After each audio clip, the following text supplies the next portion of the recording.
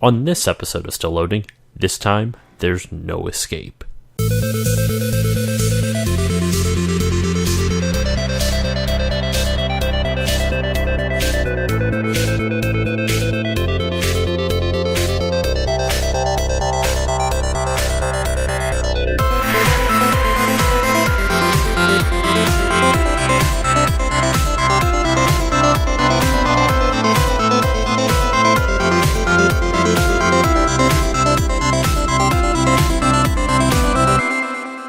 Hey guys, it's Josh, and welcome to the newest episode of Still Loading.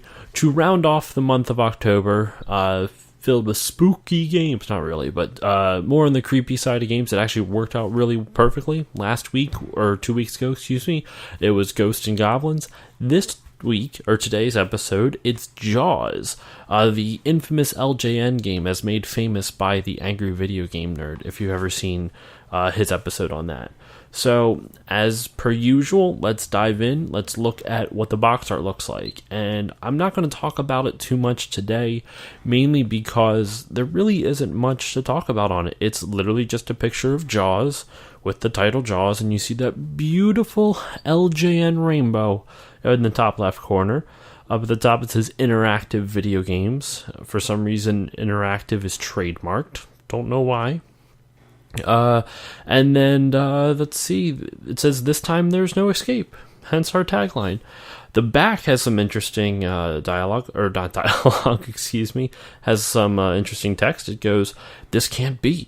There has never been a great white in these warm tropical waters before. Never!" In all caps and an exclamation.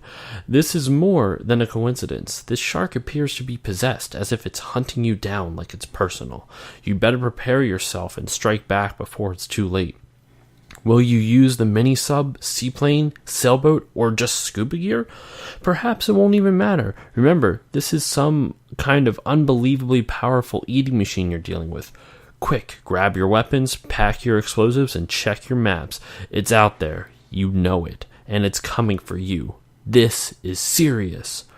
This is the ultimate Jaws challenge, because this time it's not over until only one of you is left alive. So that's what the back of the box reads. And overall, I actually kind of enjoyed the game. It overall was a very, I didn't know I just said overall twice, but it was a fun experience. I was honestly surprised based off all the other reviews you see and the infamous Jaws legacy or the Jaws video game legacy. Honestly, more fun than I remembered. But to be fair, I wouldn't have known what the hell I was doing if I had not watched the AVGN episode. Because basically, the whole purpose of the game is you control the boat. Or the purpose, I guess, the idea of the game is you are sailing around on a boat, and you just sail back and forth between two harbors, trying to dodge Jaws for as long as possible. You'll randomly hit something, you don't know what, but you hit something, and you dive into the water, and you just fight some enemies. You collect like these conch shells or seashells, and you get more points by collecting stars. Apparently, you can get crabs. Sorry, that was a bad joke. I felt weird even saying it as it was happening. Anyway, but if you collect a crab, then you speed up the diver, so it does help you move faster. It's really hard to kill Jaws. I actually got pretty close one time. There's a couple ways you can do it. The way they did it in the AVGN episode is what I was trying to do. Basically, you sail back and forth between the two ports, hit something, dive under, collect conch shells, and just keep sailing back and forth over and over and over again until you are powerful enough to just ram Jaws and kill him in one foul swoop. And that's pretty much it. I did get him down pretty far in that, if you hit Jaws beforehand, you can kill him as a scuba diver, just pew-pewing him, and he's really not hard to dodge. Overall, the fairness is right up there. If you really take the time and dedication, you can kill Jaws really easily. It's not hard. It's just that you have to not make a mistake, and there's a long stretch of time for you to not make a mistake. I think I was fighting him for about 10 minutes straight in one little bout, and I got him down a third, not even less than a quarter of his health. So it's not an easy game to beat right off the bat. not because it's hard. It's just more of a slog. You just have to keep grinding it out, and you have to keep pounding on Jaws until he dies.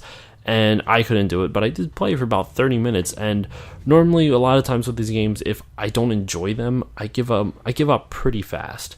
And this time, I really didn't give up fast. Like, I kept wanting to go back and play. And the only reason I stopped playing was to record this. So, honestly, I'm surprised. I thought it would be worse than it actually was, but it was pretty fun. So looking at the instruction booklet. Instruction booklet's kind of weak. There's not a whole lot to it. All the screenshots don't have color, which isn't really fun for me. Just basically goes over the map screen, explains the game guide, gives you the points lowdown, how to control everything, gives you basically everything you need to know about the game. And I found it kind of amusing on the very first things in the very first page, or excuse me, page 2, because page 1 is the cover. But page 2 tells you this LJN, or treat your LJN game carefully. This LJN game pack is a precision crafted device with complex electronic circuitry. Avoid subjecting it to undue shock or extremes of temperature. Never attempt to open or dismantle the game pack. Do not touch the terminal leads or allow them to come into contact with water, or the game circuitry will be damaged. Always make sure your NES control deck is switched off when inserting the game pack or removing it from the NES control deck. Never insert your fingers or any metal objects into the terminal portion. The terminal, that just sounds, I know what it means, but it's just the way it sounds, it makes like it's dying. The terminal portion of the expansion connector. This can result in malfunction or damage. I know that's not the most interesting thing to read, but it just made me laugh with the precision crafted device. Whenever I think of LJN, I don't really think of precision crafted anything, whether it's a device, game, or otherwise. So yeah, there wasn't really much to say about that, because kind of like some of the other ones we've done, like Battle of Olympus, or not Battle of Olympus, excuse me, like Archon, or what was another kind of boring one? I'll say like maybe Donkey Kong Classics or Dirty Harry. There wasn't just a whole lot to it. There was just very little. There's very little to talk about. I guess graphics wise, they're not horrible. They're serviceable.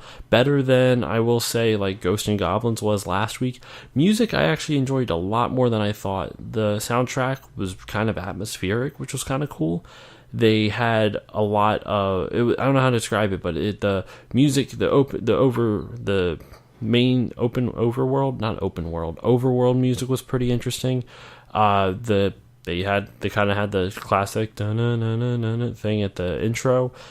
Overall, just a solid game. Like, I'm not saying it's great. It's no classic, but it's serviceable. Like, if you're looking for something to pop in and just waste a couple, it's like almost like a mini game like you would have for your iPhone, you know?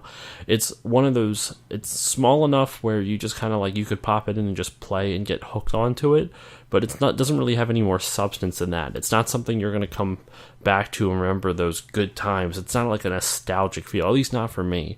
I mean, maybe if you grew up with it as a kid, but now, like, comparing it to now, I would say it's more comparable to an iPhone game. And I don't mean that as a bad thing, because, you know, some games on your smartphones are fun, but overall, just the game is very lacking. There's not a whole lot to it, but what gameplay there is pretty fun. The controls are okay, but you feel 100% in control. Like, when you die, it's your fault. The game surprisingly is like good enough where the enemies don't spawn where you are, because it's hard to explain, but when you hit something, quote unquote, on the ocean as you're sailing back and forth, and you drop into the scuba section where you have to shoot like rays, like manta rays or something like that, and jellyfish, and sometimes little sharks, you feel 100% in control. You basically, if you die there, that's all on you. It's really easy to control your little scuba guy around it. So if you die there, it's fair. You they don't spawn any enemies on top of you, you swam into it, and you weren't thinking ahead. Out of the 30-40 minutes I played, there wasn't one time where they put me in a situation that I couldn't get out of. I messed up by myself. So yeah, unfortunately, sorry, there's not much to the game. It just was fun. It's small, kind of quaint. Give it a shot if you have it, or if you feel like I don't really endorse emulation, but it's not something I would recommend like going out of your way to get, you know? So yeah, that's that. So thank you very much for listening. If you have please rate, review, and subscribe. If you would like to contact me, please feel free to do so. Twitter, Facebook, Instagram, all at StillLoadingPod. You can also reach me on email at stillloadingcontact@gmail.com. So feel free to reach me in any one of those places. Thank you very much for listening, everyone, and I will see you all next time.